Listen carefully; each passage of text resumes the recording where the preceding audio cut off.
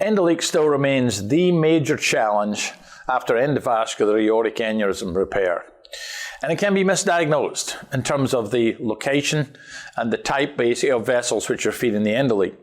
Unlike conventional CT imaging, dynamic, time-resolved CT angiography has the advantage of visualizing the aneurysm sac during multiple time points after iodinated contrast injection.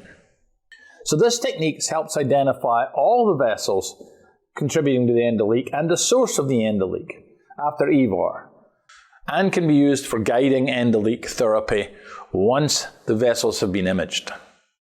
During dynamic CTA imaging, multiple scans are required after an intravenous bolus of iodinated contrast agent.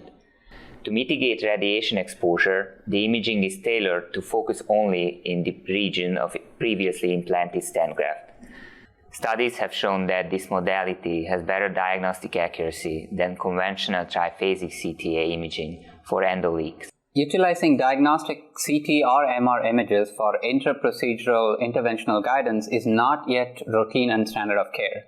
Diagnosing and treating aortic endoleaks often involves multiple 2D angiographic images acquired at different C-arm angulations.